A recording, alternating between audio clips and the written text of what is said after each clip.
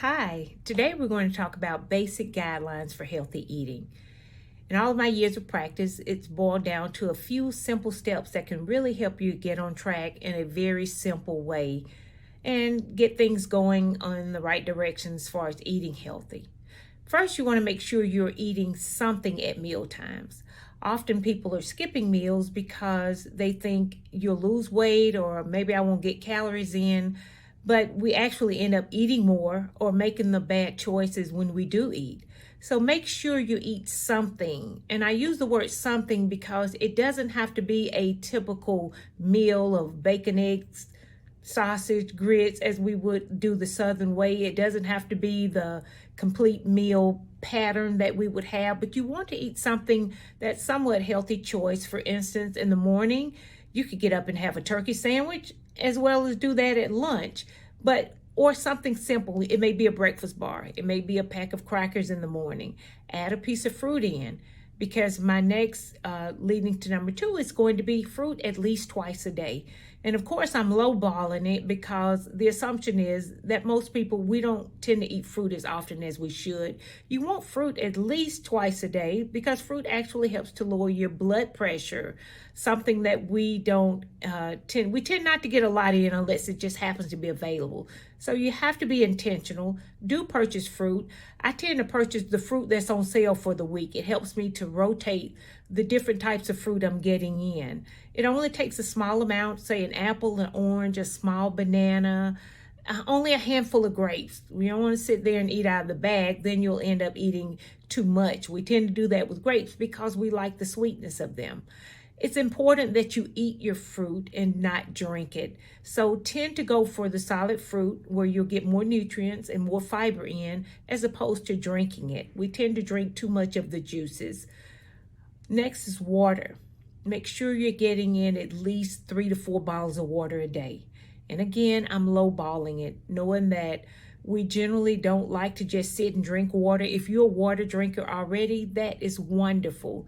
But let's try to get in a minimum of 4 to 5 bottles. Well, I said 3 to 4 bottles a day, lowballing it. 5 is even better. If you're a water drinker, kudos, that's a great thing already that you can check off your list. Next is the vegetables. We are big vegetable eaters on Sundays and maybe a little leftover on Mondays. But try to eat vegetables every day. And I'm referring to the non-starchy vegetables such as greens of any kind, kale, spinach, cabbage, Brussels sprouts, green beans, broccoli, and pair those with a starchy vegetable such as dried beans of any kind. Dried beans have a lot of fiber in them. They also come with a lot of protein, and they actually help to lower your blood sugars as well for those of you that may be concerned about prediabetes or diabetes or even weight loss. So try to pair up the starchy vegetable with the non-starchy. For instance, I would have broccoli and corn, not corn and mashed potatoes. So that's a good thing to do, just to pair opposites. It's very, very important. Now for your meats. Try to opt more for the lean meats such as pork loin, chicken, fish, turkey. Try to limit your red meats to no more than 3 times a week. Lean ground beef if you're going to have that, the lean meats. You can buy some leaner versions. You don't have to buy ground sirloin, but try to get the leaner versions. Often you can find those on sale locally sometimes, and you can also use ground turkey as well. But red meat, no more than 3 times a week. Those are recommendations by the American Heart Association as far as keeping our cholesterol in check. Everything I'm telling you, it's in reference to maintaining good numbers with your blood sugars, with your cholesterol, as well as your blood pressure and your weight. All of those things are important. It's generally the same foods that cause the same issues in our health and in our communities.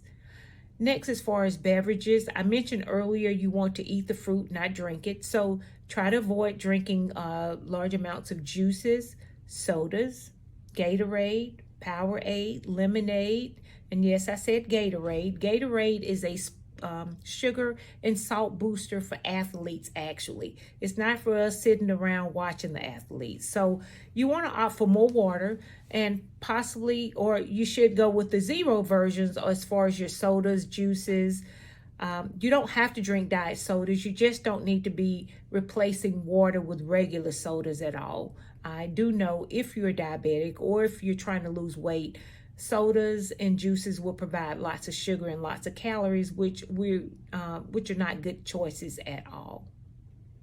Next, let's talk about eating out. Let's first do try to limit eating out to no more than once or twice a week. And if you do eat out, go with the entree or the sandwich only. Or if you're going to have chicken only. Don't get the entire boxes or the meals thinking they're a good deal, because at the end of the day, they're not a good deal if they're costing you in your health and in medication. I call that paying for bad health when you're eating out on a regular basis, because you are going to pay money then and you're going to pay more money later in medication. So limit the amount that you're eating. So sandwich only. And ladies, we tend to do better even if we do the Happy Meal. Once people try the Happy Meal, they generally do fine with it and realize it's actually enough food. The more you eat, the more you take in, you're going to take in more calories, more salt, more cholesterol, all of that. So let's try to downsize and leave the combos off. Try the sandwich and just see what it feels like. Now on to exercise. Very important. If you're coming off the sofa, just start by moving on commercials.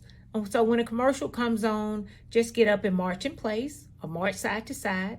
If you need to support yourself by putting your hands on the chair, no leaning, just march in place on a few commercials, or put on your favorite song, gospel or jazz or something relaxing. You can even do the electric slide if it's a dance you like. So do something. Eat something and do something. It's so important that we move. We tend to recuperate better from surgeries and from pain. The pain actually lightens up when you move more.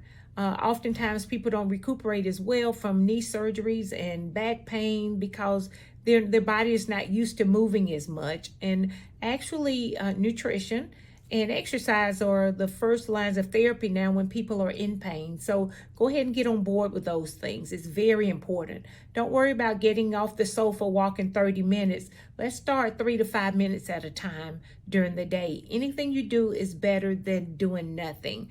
Stop putting it off, waiting to join the gym or waiting on the weather to get better, because it never gets better. It's always going to be hot, cold, and in between means we just sit down some more. So let's get moving. Let's start eating healthier. Small steps make a big difference. So take it small. Don't worry about what you see out there on Facebook and everywhere else. Just take it small steps, and you'll do well. Thank you for tuning in.